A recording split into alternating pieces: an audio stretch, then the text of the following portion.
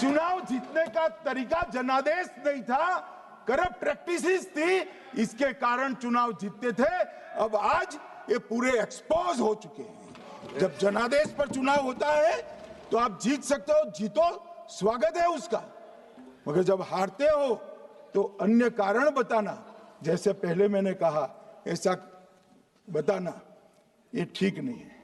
मान्यवर, कल मैंने लीडर ऑपोजिशन का भाषण स्वयं यहां बैठकर सुना है।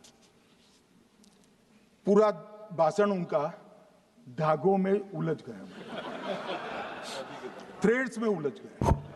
मान्यवर, ये कहते हैं पीएम का शेड्यूल देखकर चुनाव आयोग चुनाव तय करता है। मेरा सभी सांसद महोदय से करबद्ध निवेदन है कि चुनाव होने के पहले के 1 महीने पीएम का शेड्यूल, और पीएम को लगभग 24 और 16 कितना होता है, 40 महीना हो गया। इसमें से किसी भी 1 महीने का शेड्यूल दिखाओ।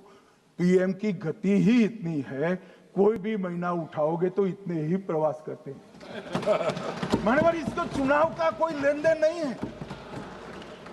हमारे प्रधानमंत्री जनसंपर्क में आजादी के बाद सबसे ज्यादा प्रवास करने वाला प्रधानमंत्री, और मैं जानता हूं साहब, मैं जानता हूं नरेंद्र मोदी जी को 2001 से मैं बता सकता हूं, एक भी दिन की छुट्टी नहीं, एक भी वैकेशन नहीं, लगातार जनता का काम करना। मैंने कभी नहीं देखा उनको वैकेशन में। कई बार इनका अनुकरण करने का प्रयास करते हैं तो बीपी बढ़ जाता है इतना, ये फिर रुक जाएंगे फिर। मान्यवर, ये पूरी चर्चा चुनाव सुधार पर थी। मैंने आज ये भी जांच करा,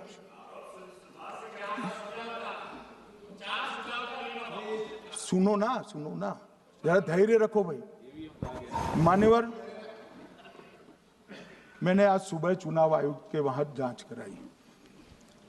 जांच मतलब कोई गोपनीय चीज नहीं पूछी है, आप इसका इशू मत बने।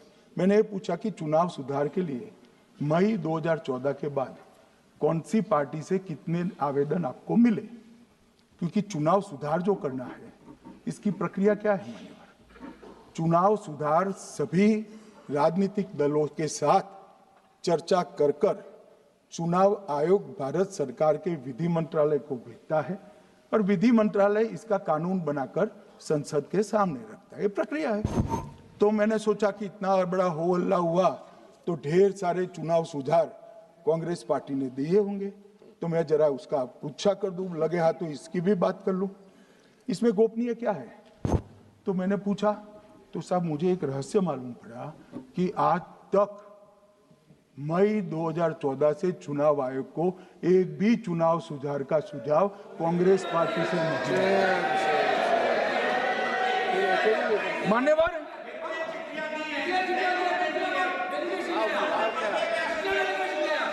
बैठे मैं बताता हूं। मान्यवर, मैं जवाब पूछोगे क्या?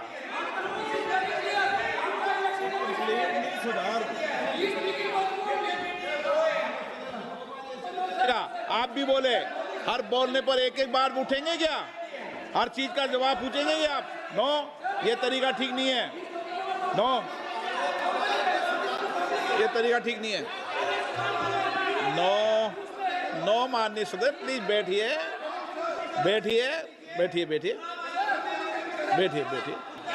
बैठिए। अच्छी परंपरा रखें। ओके।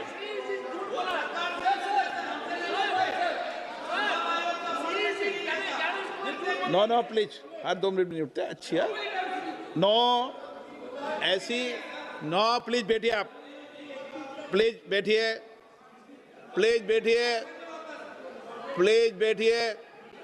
सुनिए, प्लीज बैठिए। माननीय सदस्यगण, ये कभी परंपरा नहीं रही कि सत्ता पक्ष और प्रतिपक्ष का कोई भी माननीय सदस्य कभी बोल रहा हो तो हर विषय पर बैठे बैठे टिप्पणी करना, या हर विषय पर खड़े होकर सवाल पूछना, ये परंपरा कभी नहीं रही। आपने भी भाषण दिया आज, आपको कोई ने बीच में उठ के पूछा कोई ने? माननीय गृह मंत्री जी, अच्छी परंपराएं लागू करो, अच्छी तरह चलाएं सदन। मैं मेरे स्टेटमेंट पर कायम हूं।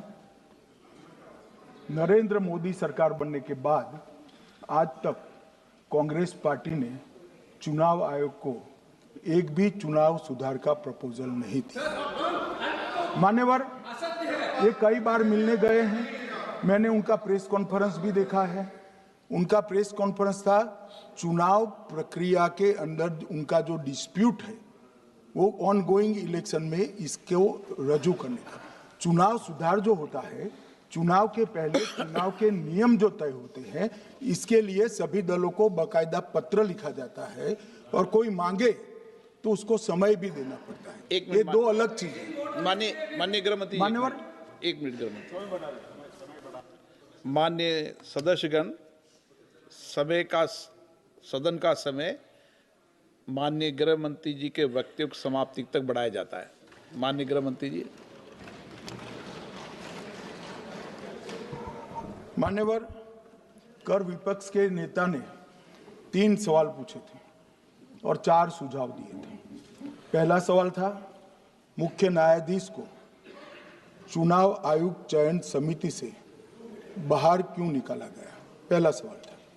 दूसरा सवाल था दिसंबर 2003 में कानून बदलकर चुनाव आयोग को पूर्ण प्रतिरक्षा क्यों दी गई, और तीसरा शार्प क्वेश्चन था सीसीटीवी फुटेज 45 दिन में नष्ट करने का कानून क्यों लाए। कानून नहीं लाए हैं, सर्कुलर चुनाव आयोग ने इश्यू किया है, मगर ठीक है, हार्द में समझ रहा हूं ये क्यों कर रहे हैं। ये 3 इसके जवाब थे। मान्यवर, मैं इसमें से सबसे पहले सवाल का जवाब देना चाहता हूं। मान्यवर, मुझे पूरा सुनकर जरा आप आपत्ति लीजिएगा, क्योंकि मैं बताऊंगा तो पास से ही, मगर वर्तमान का भी जवाब दूंगा। मान्यवर, 73 वर्ष तक इस देश में चुनाव आयोग की नियुक्ति का कोई कानून ही नहीं था। माननीय सभी सदस्य ध्यान से मुझे सुने, 73 साल तक इस देश में चुनाव आयोग की नियुक्ति का कोई कानून नहीं था। नियुक्ति प्रधानमंत्री सीधी कर देते थे। और मान्यवर, मैं आज ये पूरे देश को बताना चाहता हूं कि टोटल अब तक जितने चुनाव आयुक्त हुए और जितने मुख्य चुनाव आयुक्त और चुनाव आयुक्त, ये सभी इसी प्रकार से हुए। अब 2003 के कानून पर मैं बाद में आता हूं। 1950 से 1989 चुनाव आयोग एक सदस्यीय था। प्रावधान क्या था? कोई कानून नहीं था। प्रधानमंत्री जी फाइल भेजते थे राष्ट्रपति जी को और राष्ट्रपति जी नोटिफिकेशन बाहर नहीं करते। तो भाई उस वक्त बरोबर चुनाव था, सबसे अच्छा था।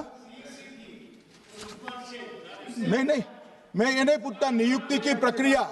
मान्यवर, पूरा उनका 55 साल प्रधानमंत्री जी ने ही चुनाव आयोग को नियुक्त किया, तब तक कोई सवाल नहीं था।